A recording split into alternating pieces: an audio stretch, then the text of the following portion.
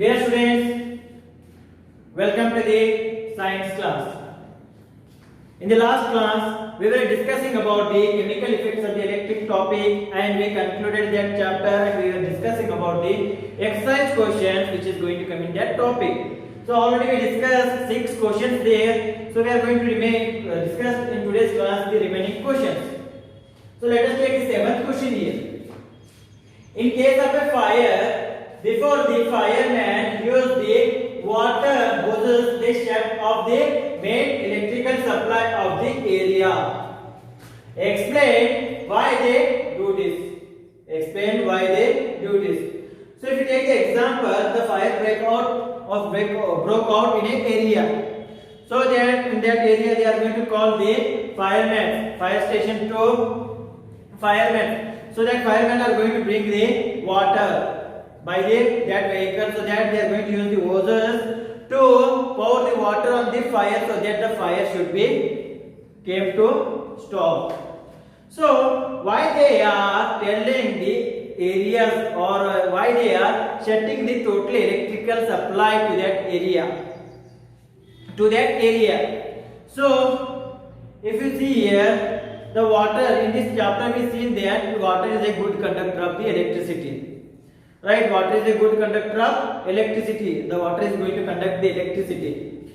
So if the water is a good conductor of electricity, when they pouring the water from those water hoses, what will happen? The water is going to carry the electricity which is present in that area. If the water goes and touch the electrical wire or electrical equipment which is present in that area while stopping the fire, that electricity which is present in that area is going to carry by the water to the hose. If it is going to carry the water electricity from that equipment to the hose, it is chances that fireman or the firefighter is going to get the shock or is going to get the electrocuted, or it is going to get the shock from the electricity. If it is going to get the shock from the electricity, what it is doing there?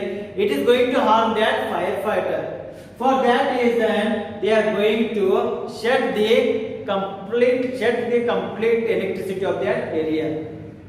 Right? They are going to shut the electricity of that area so that the firefighter shouldn't get harmed. Since liquid, that is nothing but water, is a good conductor of the electricity. So this is the first answer. Now second question. Question number 8. A child staying in a coastal region tests the drinking water and also sea water with his tester. He finds that the compass needle reflects more in the sea water than the drinking water. Can you explain the reason? Right. Now, in the second question, they are given 2 types of water. One is drinking water. This portion, they are given one is drinking water, and second one is sea water.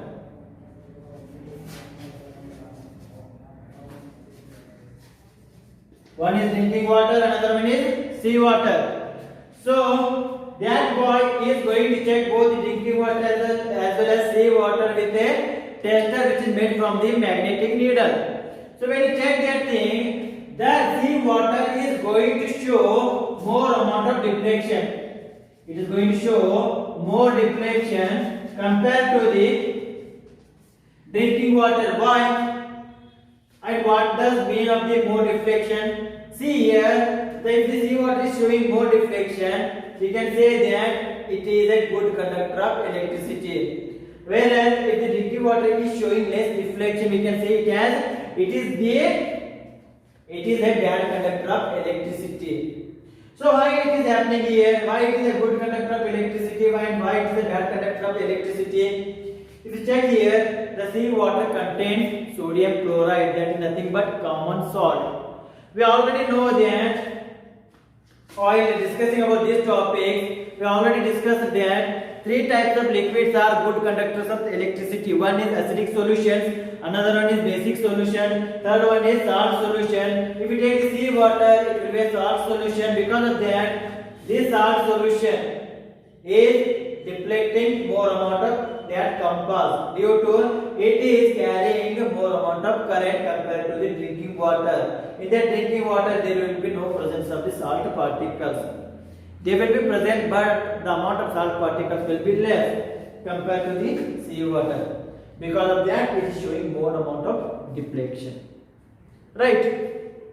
So this is the answer for the 8th question. Now let us take the 9th question. Is it safe to electrician to carry out electrical repairs during the heavy downfall? Explain. Is it safe to the electrician to carry out electrical repairs during the heavy downfall? Explain. Is it possible? No, it is not possible. If there is a heavy downfall, that is nothing but there is raining heavily in the outside. Is it possible that the electricians are going to do the repairs? Electrical repairs, is it possible? No. Why it is not possible? We already know that the liquid, that is nothing but the rainwater, is a good conductor of electricity. It is a good conductor of electricity. First of all, the rainwater is a bad conductor of electricity. But while doing the downfall, it will contaminate it. It will contaminate with the soil particles, some metallic particles, as well as some gaseous particles. It is going to combine with them, and it is going to become acidic or basic. If it is becoming acidic or basic, it becomes a good conductor of electricity. If it is a good conductor of electricity, if the continuous downpour is happening, if the electricians go and doing the repairs, that means the whatever the electricity which is present in that equipment is going to carry through the rainwater towards that electrician. If it is carrying towards the electrician, what will happen? The electrician is going to get the shock of electricity. If he is getting the shock of electricity, what will happen? He is going to get harmed. Sometimes it is going to lead to the death. So for that reason, it is not possible to the electrician to do the repair while downpour is happening. That is nothing but it is raining heavily. So it is not possible. It is the answer for the 9th question. Now let us take the 10th question here. Paheli had heard that rainwater is as good as distilled water. So she collected rainwater in a clean glass tumbler and tested it using tester. To her surprise, she found that compass needle shows reflection. Compass needle shows reflection. What may be the reason? What may be the reason? So if you take the 10th question here. 10th question here. Paheli is collecting the rainwater in a container, in a glass tumbler. So we already know that rainwater is pure as pure water. Rainwater is pure as pure water. Pure water we can call it as distilled water. Whatever the rainwater which is coming from the sky or from the sky is or from the cloud is pure as the distilled water. We already know that. But while Paheli doing the experiment by collecting the rainwater in a tumbler and she tested this rainwater using a tester, she gets a deflection in that magnetic needle of that tester. If she is getting the deflection in the magnetic needle of the tester, what does it mean? This rainwater is conducting the electricity. What does it mean? The rainwater is conducting the electricity. But we already know that rainwater is good as the distilled water. So if it is good as the distilled water, we already know that distilled water is the bad conductor of electricity. Distilled water is the bad conductor of electricity. In the distilled water, there will be no conduction of the electricity. So how it is possible that rainwater is conducting the electricity? Since it is pure as the distilled water, how it is possible? Now if you take the example of the distilled water itself, it is not going to conduct the electricity. But what will happen if you add the tap water or if you add the salt in that solution, in that distilled water? The distilled water starts to conduct the electricity. If it starts to conduct the electricity, what will happen? There is a deflection is going to happen in the compass needle. Right? In the same manner, if you take the rainwater also, rainwater coming from the clouds, it is covering some amount of distance. Now if we check our atmosphere is contaminated. It contains gaseous particles. Carbon dioxide contains, nitrogen oxide it contains sulfur dioxide which is released by the vehicles. In the same manner, it contains dust particles. It contains some amount of the particles of metallic particles. So if those are things are present in the atmosphere, it is possible that rainwater is going to get contaminated by these gaseous particles as well as these solid particles which are present in the atmosphere. Right? If the rainwater is contaminated by these particles, the rainwater is going to become acidic or basic or salt solution. So in the maximum cases, the rainwater is going to contaminate it to an acidic form. For that reason, acidity is going to occur. So if it is becoming acidic form, we already know that acids are good conductor of electricity. Acid solutions are good conductor of electricity. If this rainwater is becoming acidic solution, then we can say that because of that thing, this rainwater is conducting the electricity. Because of that thing, in the compass needle, there is a deflection is occurring. So because of that reason, we can say that rainwater is conducting the electricity. Because of that, there is a deflection in the compass needle. Right? So this is the answer for the 10th question. I hope this is clear. Now next 11th question. Prepare a list of objects around you which are electroplated. Prepare a list of objects around you which are electroplated. You have to prepare a list of objects which are electroplated. So I am going to give a few examples, 2 or 3 examples. You have to write more than 2 or 3 examples by observing your surroundings, which of those things are electroplated. If you take the example of your jewelry are electroplated. So low cost jewelry are electroplated. Right? Now they are electroplated by the silver or gold, so that it gives a shining surface and it should attract. For that reason, they are getting electroplated. In the same manner, if you take the rims of the bikes as well as rims of the bicycle, so those are also electroplated. So that whatever the material they are using for the making of the rims as well as those rims of the bikes as well as the bicycle, they are using the iron only. On that iron, they are electroplating with the chromium, so that it is going to give a shining surface and it is going to stop the deterioration. That is nothing but rusting of the iron. For that reason, that is electroplated. In the same manner, if you take the taps of the bath taps or the taps which are used in the wash basin, those are also electroplated, so that they are continuously coming in the contact of the water thing. If they are continuously coming in the contact of the water, then that means they are going to corrode. For that reason, to stop the corrosion, they are using the electroplating. They are doing the electroplating so that it is going to give the shining surface as well as it is looks good as well as it is stopping the corrosion of those things. Right?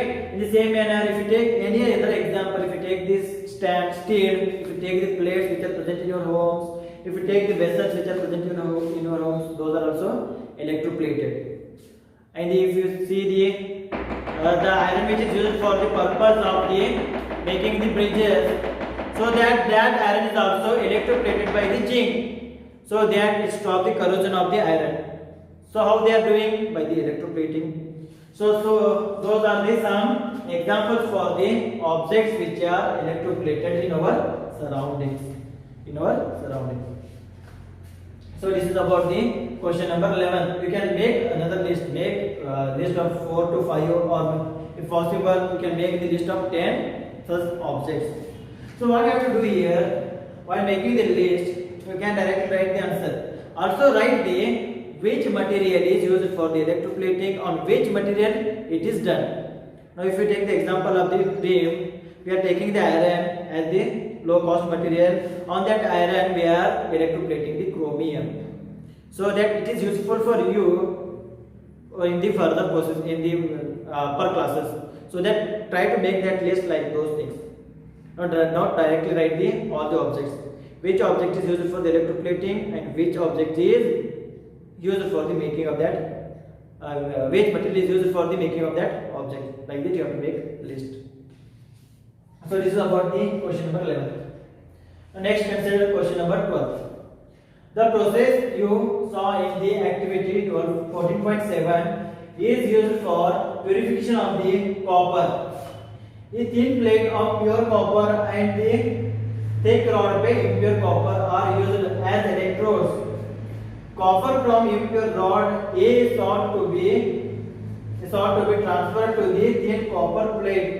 Which electrode should be attached to the positive terminal of the battery and why? Positive terminal of the battery and why? So here I am going to draw a diagram of that activity 14.7.